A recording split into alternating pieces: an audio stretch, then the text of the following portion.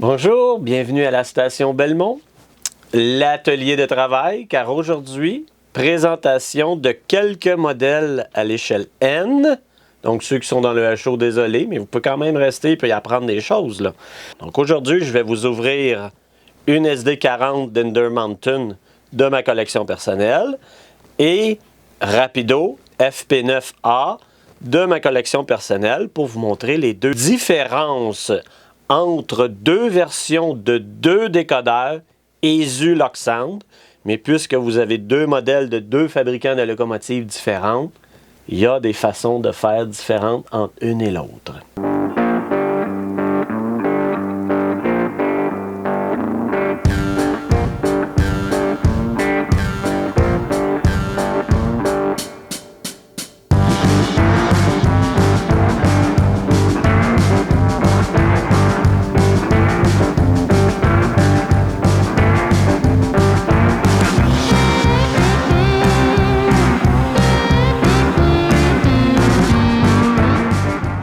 Alors, commençons par ouvrir la coquille de notre Rapido FP9A.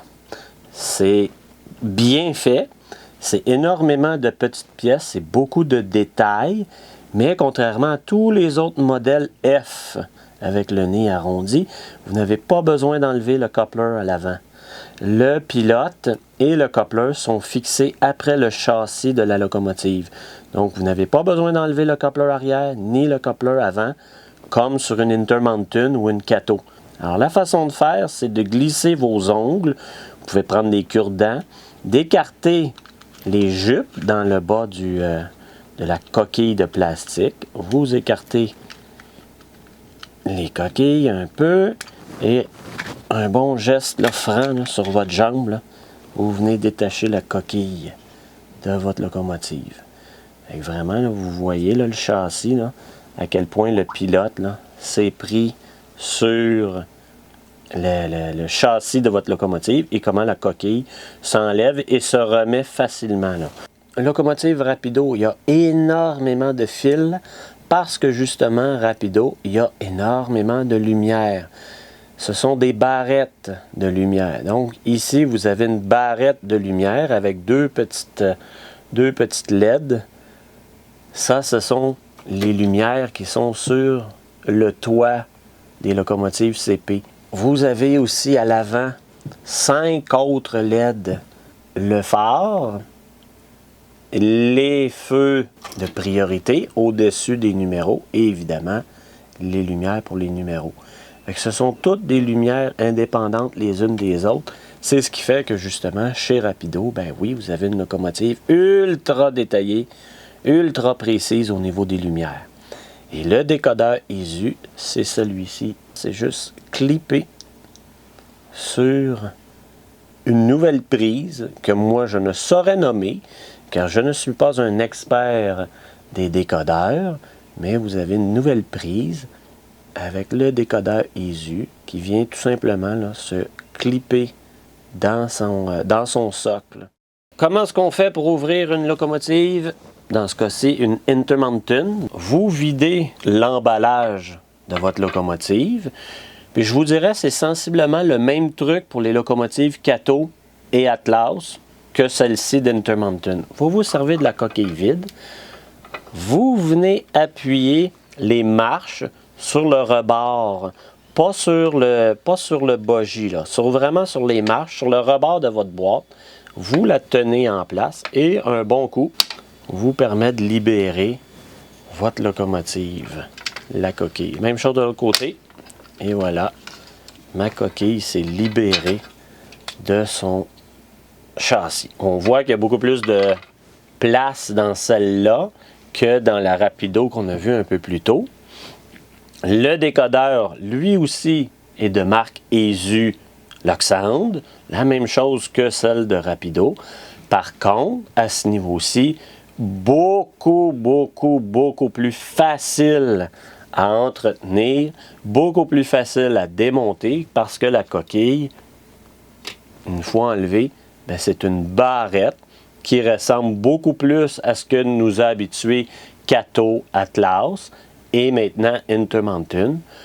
un châssis en deux côtés, côté gauche, côté droit, rail A, rail B, isolés l'un de l'autre, et le courant passe directement des roues aux lamelles de cuivre à la partie métallique du châssis, au décodeur, passe au travers de toutes les commandes du décodeur et retourne par l'autre pièce de châssis, l'autre pièce de cuivre à l'autre côté de roue. Ça, c'est ce que j'appelle un vrai décodeur drop-in. Tout ce qu'on a à faire, c'est appuyer un peu dessus, le bouger vers l'avant, là, vous voyez, et je suis capable de libérer mon décodeur. Mon décodeur a 4 surfaces de contact parce que sur ma locomotive équipée de son, j'ai 4 surfaces de contact. C'est-à-dire 2 qui vont alimenter le moteur et 2 qui vont alimenter le haut-parleur qui se trouve dans le réservoir à fioul. On le voit, il est ici, là.